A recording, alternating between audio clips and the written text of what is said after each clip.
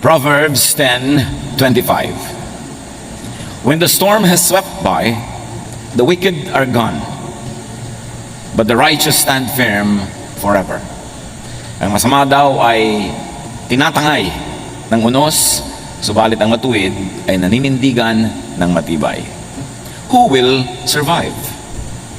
Lord, salamat po dahil kayo ay patuloy na nagtuturo, nagpapaliwanag, nagpapalalim ng aming pananalig. Sa sandaling ito, kayo po ang siyang mangusap. Kami po inyong turuan. Kayo ang tinig na aming marinig. Pangaralan niyo po kami. At nawa ang mga aral na magmumula sa inyo, maging gabay sa araw-araw na pamumuhay, magbukas ng aming pananaw at makita namin na iyong kalwalhatian. Be our preacher, our teacher, O God. We seek you in the name of your Son, Jesus. Who will survive? Laging yan ang tanong, laging yan ang concern ng marami. Pagka dumating ang mga malalaking mga crisis, how do you survive? How do you survive losses? How do you survive reversals in life? Yung mga pagdaan sa mga mahihirap na mga kalagayan. A reversal in fortune broke Job's wife. Ang asawa po ni Job, nung nakaranas sila ng napakaraming pagbabago ng kanilang buhay, nasira ang kanyang paninindigan at pagkatao. Job 2:9-10, his wife said to him, "Are you still maintaining your integrity? Curse God and die." And this happens because changes break or make people. Pwede ang pagbabago ay makabuo o makasira sa tao. Changes could really make or break people. And in this instance, the wife of Job was broken. Meanwhile, the same reversal made Job. Naghirap sila, nakaranas ng mga karamdaman si Job, subalit lalo siyang nabuo. He replied to the wife, "You are talking like a foolish woman. Shall we accept good from God and not trouble?" In all this, Job did not sin in what he said. So changes can break or make people. The wife got broken, Job got and become more whole, because the same heat that melts the wax hardens the clay. Yung mga pagsubok na dumadaan sa person na 1, pwedeng siya ay mag-iba, meron namang si person 2 lalong tumibay. The same pagsubok. But whatever and however we react, there is something that is sure: life can be full of changes. Nagbabago ang takbo ng buhay. Hindi ko maginahawa ay laging maginahawa, at hindi rin naman ko mahirap ay laging mahirap. Hindi dahil laging masaya, puro saya, hindi rin naman puro lungkot. Gumugulo nga, sabi nila, itong wheel ng buhay. At hindi mo alam kung ano pwede mangyari. Pwede ang saya mo ngayon, bukas mas masaya pa. Tapos sa susunod, mas higit pang masaya, o kaya masaya ka ngayon, bukas pa naman lungkot. Proverbs 27:1, you do not know what a day may bring. Walang nakakaalam. Hindi mo alam kung gaano kahaba ang buhay. Sabi sa Luke 12:20, but God said to the foolish man, "You fool, tonight you will die. Then who will get what you have stored up?" Puro ka ipon ng ipon, puro ka payaman ng payaman, nalimutan mo ibang mahalaga sa buhay. Kung nabawian ka ng buhay ngayon, sino makikinabang sa pinaghirapan mo? Bakit hindi mo pinakinabangan ang pinaghirapan mo? Iba lang ang makikinabang yan. Hindi natin alam kung ano ang kasunod ng oras na ito. Because change keeps happening. Laging nagbabago. But though some details change, some general factors, some general configurations do not change. Merong sobrang nababago, meron namang ang liit-liit ng pagbabago. Tulad ng nakaikot na sa orasan ng buong 360 degrees yung kamay na pang seconds, pero yung kamay na pang minute, 1 degree pa lang ang ginalaw nun. Kapraso pa lang ginalaw niya. Samantalang nakaikot na ng buong ikot yung hand ng seconds. Meanwhile, nakaikot na ng buong ikot yung hand for minutes, kapraso lang ginalaw nung for hour. Ganun. May mga malalaki, may mga maliliit na nangyayari, pero laging may nangyayari. Ecclesiastes 1:5-7. The sun comes up, the sun goes down, it hurries back to where it started from. So you think nothing changed, but the position of the earth has changed in relation to the sun, and the position of the sun had changed in relation to the entire galaxy. Maraming pagbabago, maliliit at malalaki. The wind blows south, the wind blows north. Round and round it blows, over and over again. Yan ang isang nature ng kalikasan, paulit-ulit.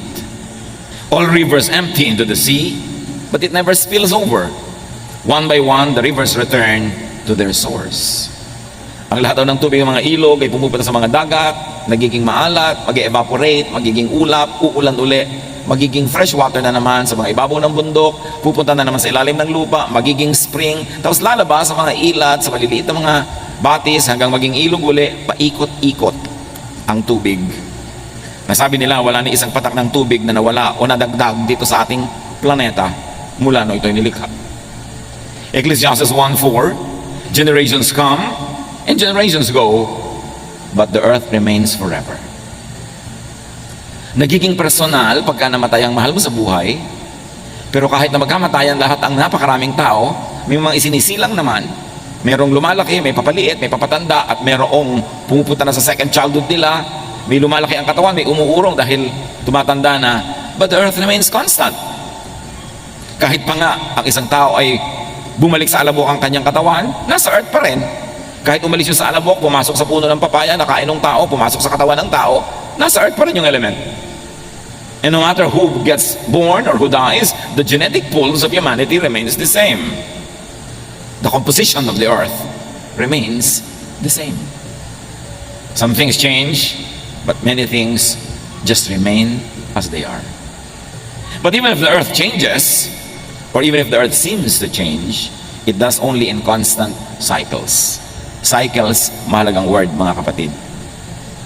Kuminsan, sinasabi mo ay papaginaw na doon sa mga panahon na lugar na may winter. Pero cycle lang yun. Mamaya, aaraw na naman, iinit na uli. Aaraw, lalamig, iinit, ulit-ulit lang. So wala naman talagang natatapos. Everything is eternal. Everything is endless. And even science, or many branches of it, especially geology, points to 5,000-year cycles of the planet. Nasabi nila, every 5,000 years, and then every 10,000 years, nagkakaroon ng major changes and rebirth and reordering of the planet in the planet. Kaya ngayon, takot na takot tayo sa global warming, natutunaw ang mga yelo. Napakarami nang natunaw noong unang panahon. Kaya nga yung mga sinasawag na land bridges ay lumubog sa tubig noon. Kasi may natunaw na. Bago pa itong ngayon. At nanatili naman ang mundo. Nanatili ang buhay. At kung sakali magkatunawan na uli yan, sinong sasabi na ang kasunod naman ay mag-freeze uli sila sa North and South Pole, paikot-ikot ang buhay. Huwag sobrang matakot yan sa global warming. Let's do what we can to preserve the environment. But many things are beyond our control. Life gets born, life as it is known dies, and that gets reborn, paikot-ikot, paulit-ulit in cycles. To the point that what many people think the end of time, being mentioned nearly in all religions, could be the end of a cycle, the end of a period, an era, the end of a time frame, followed by rebirth and renewal. Takot na takot tayo sa nangyari sa extinction ng mga dinosaurs. May mga na-extinct na mga species na iba ang takbo ng planeta. But sabi nga ng Jurassic Park, life finds a way. Umiikot ang cycles of life. Yung kinakatakutan natin na end of time, end of the planet ba yun? O talagang end of time? At anong ibig sabihin ng time? Katulad sabi ni Jesus sa Matthew 28:20, I am with you always to the very end of the age. Hindi sinabi ni Jesus to the very end of the planet. Lagi ang interpretation ng mga tao dyan, end of the planet. Wala namang sinabing gano'n, to the end of the age. What kind of age? Maybe the age of the temple worship, or the age of the birth of the church, the age of the difficulties that Rome would bring to the people of the world. What kind of age is that? Basta ang sinasabi ni Jesus, hanggang magsara ang oras, nandun ako. Pero anong oras yon? Kasi pag may nagsara ang oras, may nagsisimula uling bagong oras. Tulad nung araw, kasabihan, matulid ka pa sa alas 4. Nagtataka mga tao, ano kaya alas 4 at mabilis ka pa sa alas 4? Kasi nung araw, dyan sa may Metropolitan Theater, sa may post office building, malapit sa Pasig, meron dyan ice plant. At pagpitada ng alas 4, tutunog ang sirena, ang mga tao off na sa trabaho. At yung iba, pagpitada, nandun na sila sa gate, ang bilis silang lumabas pa uwi, kaya sabihin, mabilis ka pa sa alas 4. Pero nung natapos ang oras ng trabaho sa alas 4, nagsimula naman ang oras ng kanilang private life. So pag may natatapos na oras, may nagsimulang bago. Huwag kang laging matakot sa end of time. Because whenever there's an end, there's a new beginning. 1 Corinthians 10:11. These things happened to them as examples and were written down as warnings for us, on whom the culmination of the ages has come. Kita nyo sa Corinthians, sinasabi, ito isinulat para sa atin, babala sa atin, sa panahon natin, dumating na ang end of time. 2,000 years ago na yan eh. Ibig sabihin, yung end of time na yun, hindi end of all time and of the planet, end of some time that was known to them. A kind of epoch, a kind of era, a kind of period characterized by certain qualities that would end because other qualities would be born.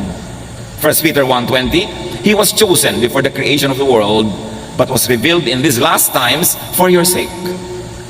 So Peter was referring to Jesus. Sinasabi niya, bago pa nilikha ang mundo, siya napili na isusugo. At ngayon, isinugo na ngayong mga huling araw. Again, 2,000 years ago na yung mga huling araw na yon. So yun ay mga huling araw ng ano?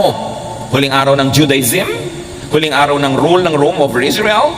Huling araw ng ano? Pero hindi sinabing kahuli-hulihan ng lahat-lahat ng panahon. Which of course, religion sometimes misreads, misinterprets, and scares everybody with it. Acts 2:17, in the last days, God says, I will pour out my spirit on all people. Dumating ang Espiritong Banal, napuspos ang mga alagad ni Jesus na nagtitipon-tipon sa isang kwarto. At nung sila ipuspusin ng Espiritu, naglabasan sila speaking in various tongues in many different languages. At nung ipinapaliwanag ni Pedro yung phenomenon na ito sa mga taong hindi nakakaunawa, sabi niya, hindi ba? Sabi ni Prophet Joel, in the last days, God will pour out His Spirit on all people. Eto na yun, nangyari na. God poured out the Spirit and these people are speaking in the Spirit. Pero yung tinutukoy na yun ni Pedro, Acts chapter 2, happened 2,000 years ago. Yun na pala yung last days. E di kung last days yun, dapat wala nang today. Ibig sabihin, last days yun of something, of a period. And in fact, it could be read as last days of being governed by the law of Moses, because now they would be governed by the law of love through the Spirit. So, days ended, the days of Moses, and the beginnings of Jesus, the Jesus time for His church begun. If you like to read it that way. So, wag lagi tayong natatakot sa mga end, sa mga changes. Tulad ng meron tayong mahal sa buhay, matatapos ang kanyang buhay dito sa lupa, siya ay malalagutan ng hininga, hindi yun nakakatakot kasi pagkatapos ng panahon na yun, may bagong panahon na magsisimula sa kanya. Because everything repeats, everything runs in cycles. Life is indestructible. Tuloy-tuloy ang buhay, naiiba lang ang ating consciousness. 1 John 2:18, this is the last hour. And as you have heard that the Antichrist is coming, even now many Antichrists have come. This is how we know it is the last hour. And again, this was written in the first century. Kasi sinasabi din dyan, ito na yung last hour. End of the world? No. End of a world. A certain world as people lived it, as people knew it, as people defined the world by. That hour of end had come. The beginning of the age of the Spirit became very, very clear. 2 Timothy 3:1, but mark this, there will be terrible times in the last days. And if you like to look at the history of Israel, the context of all of these writings, those last days were the last days of Israel as a nation under the temple, because Rome destroyed the temple and Jerusalem and dispersed all the Jews. So that age ended, not the world, not the planet. So changes. Huwag tayong matakot sa change. Hindi naman natin kayang pigilin. Kaya ang mga anak mo lumalaki na, Daddy, hindi na tayo ang kausap ng mga anak mo kung sino-sino na ang kausap sa text. Darating eh. Kaya naman dapat yung mga bata marunong mag-assure sa mga magulang na bagamat nagkakaroon sa mga kaibigan, may mga iniibig-ibig sila dyan, na yung magulang nila, priority pa rin mahal nila para hindi matakot yung mga magulang sa change. Lalo pag may mga anak na nag-asawa, biglang ang tao na lang sa mundo yung asawa niya, nakalimutan na yung magulang. So, merong time na nag-change, nag-end. What was that? Nag-end na ang panahon na anak natin siya, naging asawa na lang siya ng iba. So dapat, yung ganun mga kind of changes, kinukusyon natin yung impact at binibigyan natin ng assurance ang mga stakeholders in our lives na tuloy ang buhay. May naiba lang na elemento, a certain element of that world ended, but a new world begins. Dati, ako lang po ang anak nyo, ngayon nag-asawa na ako, dalawa na kami. Hindi nyo siya naging kahati sa aking pagmamahal, kundi naging katulong ko pa sa pagmamahal sa inyo. Dapat ganun yung mga assurances para hindi natatakot ang mga tao sa change, kundi nagiging beneficial pa nga yung change. Ecclesiastes 3:1, there is a time for everything and a season for every activity under heaven. At inisa-isa yon, there's a time to be born and there's a time to die. Walang katakataka doon. So, Pag tinignan nyo ang isang bagay with your naked eye, para walang nangyayari. Pero pag tinignan nyo sa microscope, ang dami pala nangyayari. Kahit yung kalangitan, pag tinignan nyo with the naked eye, parang the same naman lahat. Pero pag nag-telescope ka, ang dami pala nagagalawan dyan, ang dami mga nangyayari. So nasa pananaw lang natin yan. Kailangan nakikita natin, na-appreciate natin ang mga paggalaw ng mga planeta, ang paglubog ng araw, dahil para sumikat uli siya, from the point of view, of course, of the rising and the setting of the sun. But life is about change and also non-change. Some things change, some things do not. When change comes, those with set ways will be unable to bend with the wind. Ang mga sobrang pinanigasan na ang paraan ng pag-iisip, ayaw nang baguhin. Pinanigasan na ang paraan ng pamumuhay, ayaw nang ibahin. Pag dumating ang pagbabagong hindi maiiwasan, hindi sila makayuko sa ihip ng hangin tulad ng kawayan, pwede silang mabali o matumba pag-ihip ng hangin. Kaya matibay ang kawayan, anumang bagyo, yumuyuko lang sa hangin, sumasayaw, pagkatapos ang hangin, tayo uli. Pero yung mga nagmamatigas, yung mga sobrang titibay daw na puno, pag mas matibay yung hangin na dumadaan, nabubunot sila o natutumba o nababali. Ganon din ang tao. Pag hindi ka marunong lumaro sa panahon, ikaw ay isang magulang, nag-asawa na ang anak mo, hindi ka marunong sumabay at sumayaw sa panahon, gusto mo everything's the same, makikipag-compete ka pa sa iyong manugang, pwede kang manalo pero malamang naman talo ka. Kasi hindi ka sumasabay sa ihip ng hangin, may pagbabago sa buhay ng iyong anak, nagkaroon siya ng asawa, enjoyin mo yon, mag-accommodate ka noon, huwag mong labanan. Kasi yun ay isang uri ng pagbabagong di maiiwasan. Dumadating ang panahon na ang tao ay tumatanda, hindi na niya kayang umakyat ng mga kung ano-anong matataas, nahihirapan na siya magbiyahe, tapos sa panahon pa na yun mo ipagpipilitan na gawin ang mga hindi mo ginawa nung araw, mahirap gawin. Because for everything there is season and a time for every matter under heaven. Kaya mahalaga rin naman sa ating mga magulang, yung mga bata, hayaan natin maging bata. Pagkabataan na, hayaan maging kabataan, kasi may panahon para sa lahat. Pag lumipas ang kabataan na yan, pag ginawa niya yung pagmatanda na siya, anong gagawin niya? Magbabata-bataan siya. Medyo alangan na. Kaya dapat pinapayagan natin ang mga tao na kung anong hinihingi ng panahon, ng estado, ng lagay ng kanilang buhay, ay maganap. Let us not advance children to adulthood. There's a lot of time to be old. Let children be children and do not rob them of their childhood. When change comes, those with set ways will have a hard time surviving or thriving. Mga political families, for instance, sanay na makapangyarihan, maluwag ang lahat, tapos biglang natalo sila halimbawa sa eleksyon. Pag hindi sila naka-adjust, anong gagawin nila? Tatalon sila sa bangin? Makikita mo yung mga survivors, ha? Ang galing ng pamilyang ito, from top to bottom, masaya pa rin, buhay pa rin. These are the people who will survive. Hindi yung dati kayong mayaman, naghirap kayo, puro na kayo ngayon lungkot at puro kayo pangmukmok. Kung panahon ng mayaman, edi mayaman. Kung naghirap, edi mahirap. Make the most out of it. The people who have this mindset will survive. Nung panalo, edi panalo. Nung natalo, edi talo. Ano man, ang kalagayan sa buhay, niyayakap, tinatanggap, and then you make the most out of it, you will survive. Rigid habits could become gods. Kaya ang hirap-hirap magbiyahe ng mga taong kailangan ito ang unan ko, kailangan ganito ang kama ko, kailangan ganito ang iniinom ko sa umaga, kailangan, sa bahay ka na lang, hindi ka na pwede magbiyahe nun. Kasi pag nagbiyahe ka, merong maiiba. Habits could become gods. Kaya tiyakin natin mga kapatid na yung mga habits din natin, tayo ang Panginoon ng habit, hindi yung habit ng Panginoon. Yes, nakasanayan mo na matulog sa ganung oras, pero mga panahon hindi pwede yun. So dapat control mo yung sarili na mag-adjust sa panahon, kasi may panahon na dapat talagang ibahin yung habit. Traditions, lifestyles, religiosity, even very stiff religious doctrines could become prisons. Like rigid habits. Nakukulong ka, hindi ako pwedeng kumain yan kasi ganitong araw ngayon. Hindi ako pwedeng kumain yan kasi ganun-ganun. Nakukulong ka, imbes ang dami mo nakakain tuloy, nagkakaroon ka ng limitasyon. Yung mga certain lifestyles, na kailangan ganito lamang ang aking kakainin pag umaga, paano kung wala ka sa bahay mo? Rigid habits could become liabilities. Imbes yan ay maging katuwang mo sa pagpapasaya ng buhay, magiging amo mo. At mahirap sumaya pag maraming amo. Yung taong madali mag-adjust, yan ang taong liligaya. Kaya pati ang bata, kahit kayo mariwasa, sinasanay nyo kuminsan na kulang ang kanyang pera, hindi nabibili ang kanyang lahat ng gusto mo, Hindi siya laging masaya, hindi siya laging pahinga, pinapagod nyo rin kahit na may mga kasama kayo sa bahay, binibigyan nyo ng mga trabaho.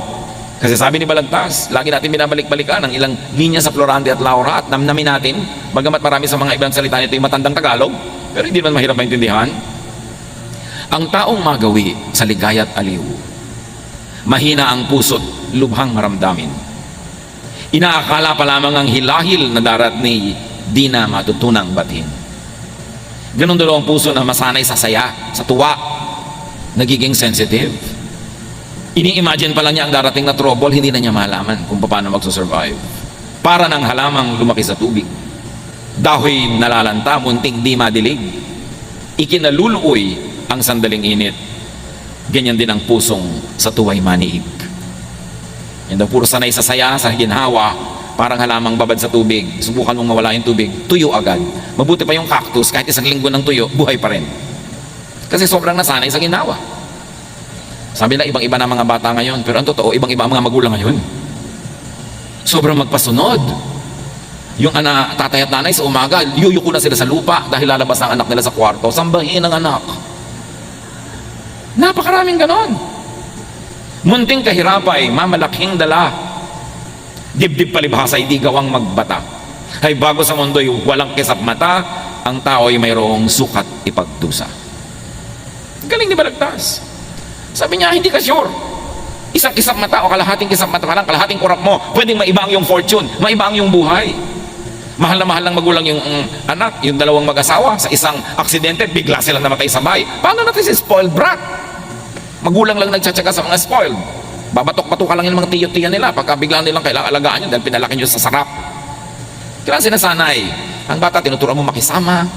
Pag kumakain sa inyong bahay, magligpit ka, o may nalaglag, linisin mo yan. O huwag mong itapon-tapon yung mga sabaw dyan. Kasi oras na kumain sila sa bahay ng iba, lalo yun ang mag-aalaga sa kanila dahil nawala kayo sa mundo, kakainisan niya mga yan, yung mga batang yan, pag hindi sila marunong makisama, pag hindi sila marunong maglinis, pag hindi sila marunong tumulong. So train them for their own survival. Because life can change. Reversals can happen. Fortune could become misfortune. At habang lumalaki mo ng mga bata sa hirap, turuan nyo rin naman na kumain ng tama, humawak ng mga kubyertos ng tama, dahil baka naman sakaling umasenso ang inyong buhay at makarating sila sa maraming mga magagandang mga pagtitipon, kung kumakain sila na parang sa labusab, di syempre, nakakadirihan naman sila. Sanayin mo rin. Dahil ang kahirapan naman, pwede rin mabago baka umasenso din. Malamang, lalo ko ang tao'y naghahanda sa pagbabago. The righteous, meaning the wise, adapts to changes. Importante yan. Pag sinasabi sa Bible na righteous, ang madalas doon, hindi ibig sabihin religious morality. Ang ibig sabihin ay pakikitungo, pakikipagkapwa na mabuti. So the righteous, the wise, adapts to changes. The righteous and the wise trains for changes. Proverbs 22:3, a prudent man sees danger and takes refuge, but the simple keep going and suffer for it. Now, the simple means the foolish in this particular usage. Ang matalinong tao, nakikita niya sa banda ron, may panganib, umiiwas na siya agad. Good leaders, pag gumagawa sila ng desisyon, alam nilang pag itong ginawa ko desisyon sa banda doon, yun ang magiging problema nito. Ito, pag itong ginawa ko sa banda doon, yun ang magiging problema. May foresight. At habang maaga, iniiwasan yung pwede maging problema sa pamamagitan ng paggawa ng tamang desisyon ngayon. Luke 12:54-55, he said to the crowd, Jesus that, saying, when you see a cloud rising in the west, immediately you say, it's going to rain. And it does.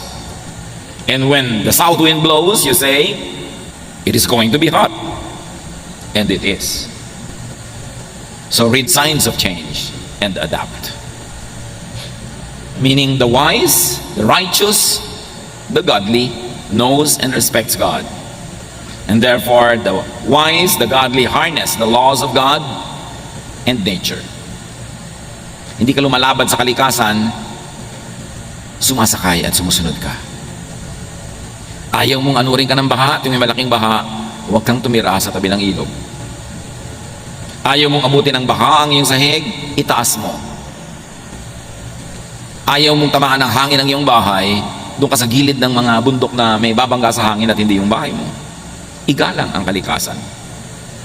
Romans 1:20, for since the creation of the world, God's invisible qualities, His eternal power and divine nature have been clearly seen, being understood from what has been made, so that people are without excuse. Wala daw excuse sa mga tao kasi ipinakilala ng Diyos ang sarili niya sa pamamagitan ng nilikha niya. So you want to know God? Know nature. You want to obey God? Obey the rules of nature. Because God is the author of natural law.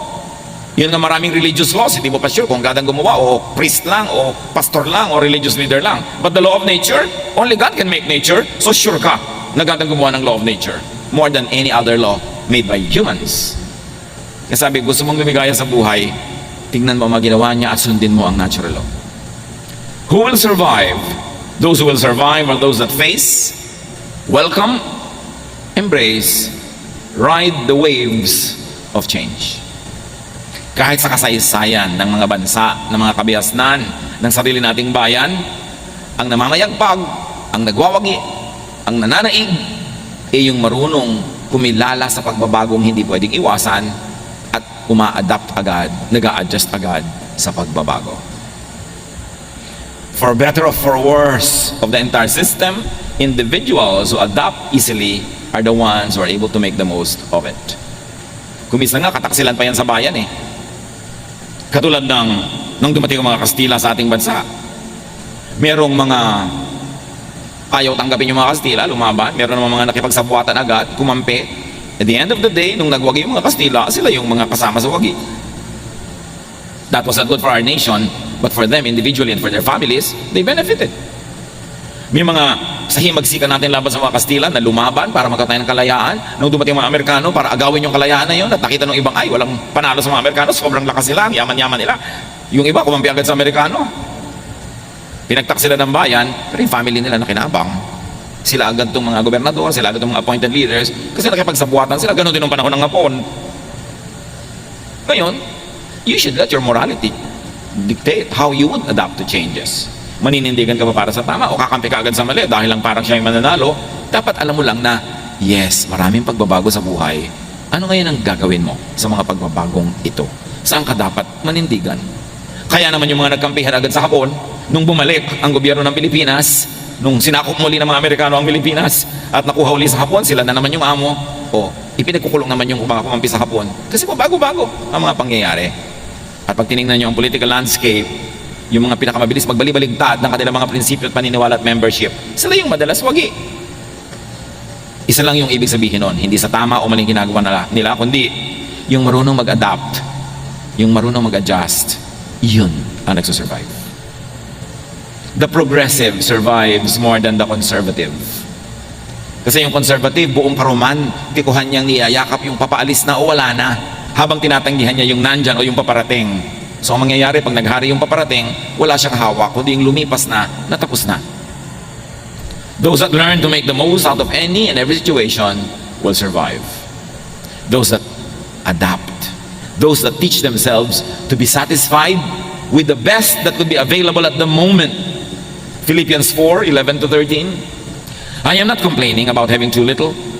I have learned to be satisfied with whatever I have. I know what it is to be poor or to have plenty.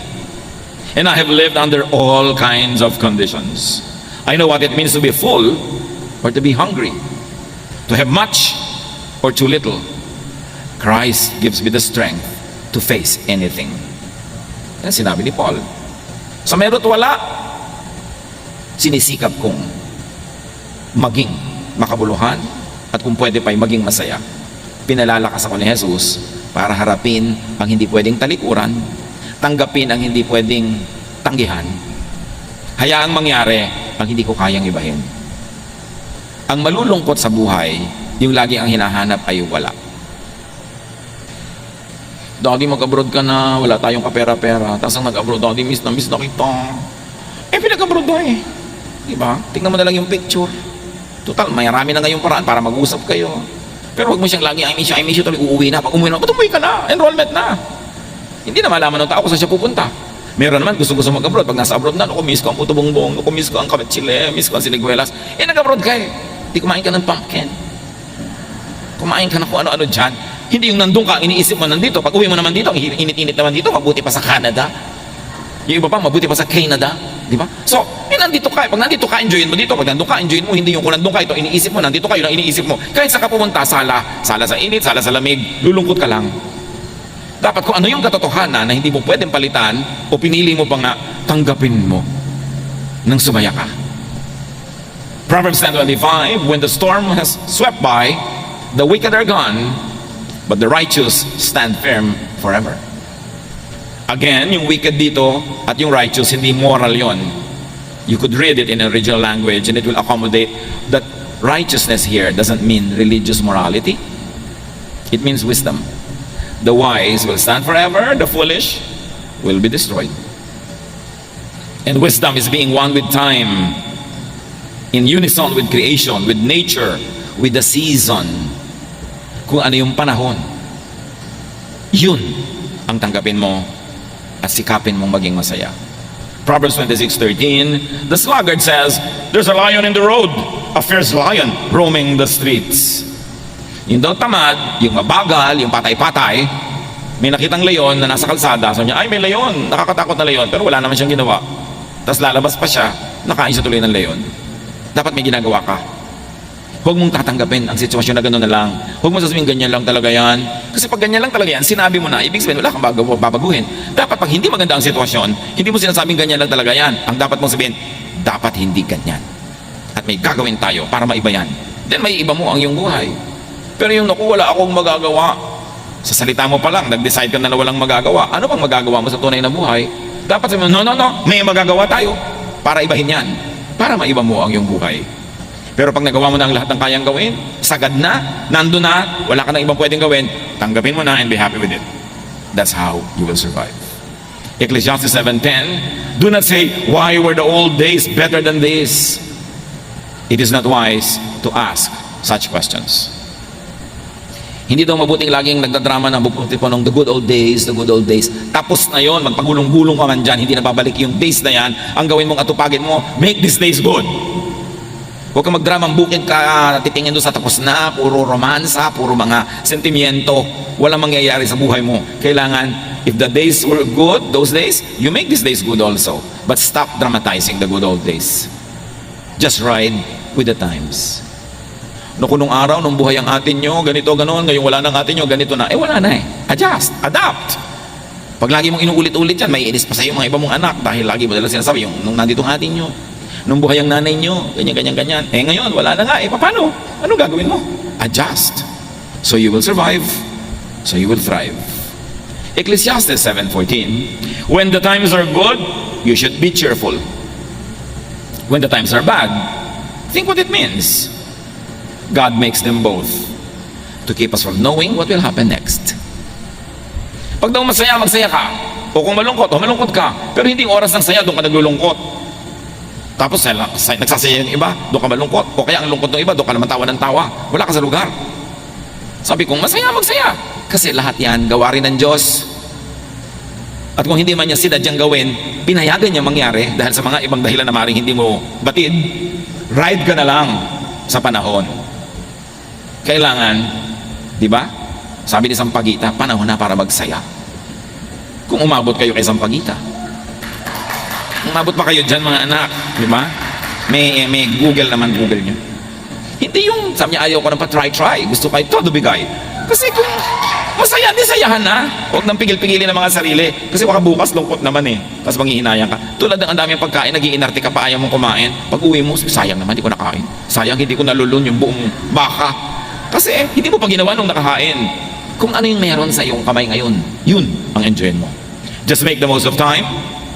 Make the most of opportunities. Paano mo haharapin ang mga panahon ng lungkot?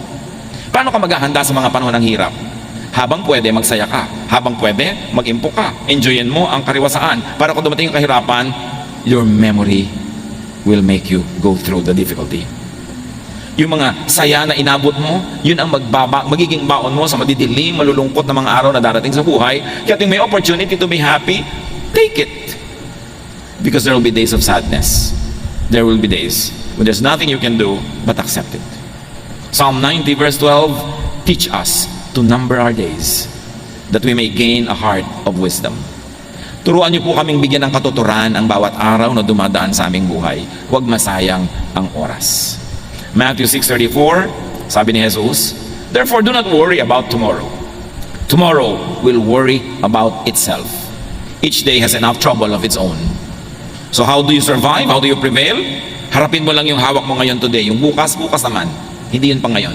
Many people break down because they solve the problems of today, and tomorrow they solve it today. No, the grace given to you by God is good only for your problems today. Tomorrow's problem will be accompanied by tomorrow's solutions.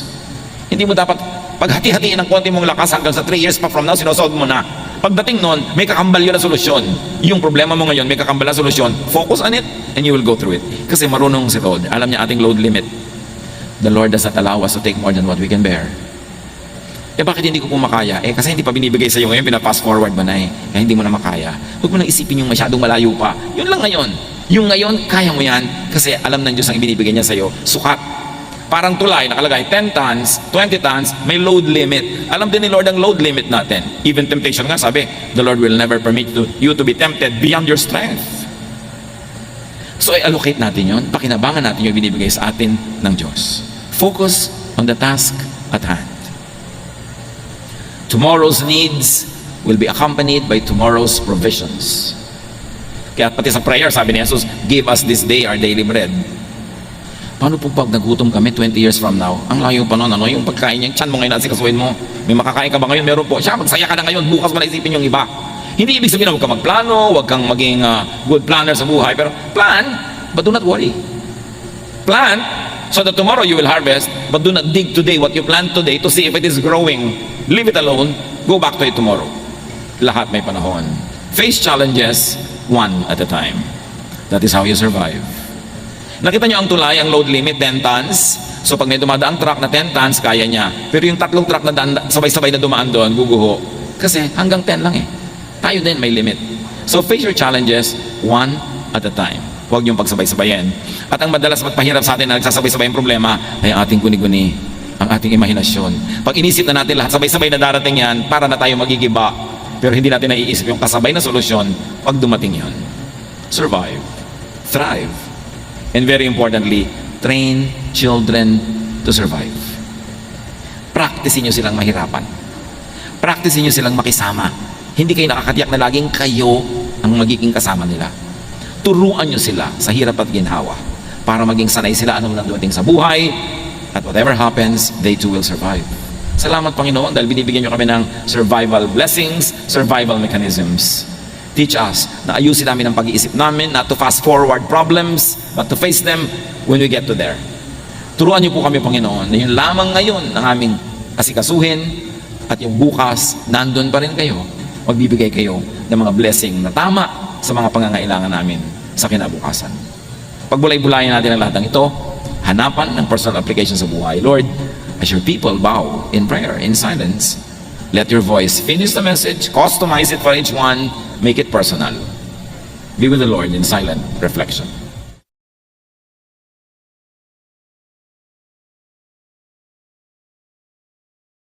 Love to you, mga pamangkin. Dito tayo mag-aral ng salita ng Diyos. Dito tayo mag-aral ng mga practical na bagay, magdalanginan para sa isa't isa, makinig ng mga mensahe, at dito tayo magsasama-sama spiritually sa ating official Ed Lapis YouTube channel na ang address ay Sabi ni Kuya Ed. Remember, dito tayo Sabi ni Kuya Ed, ang ating official YouTube channel.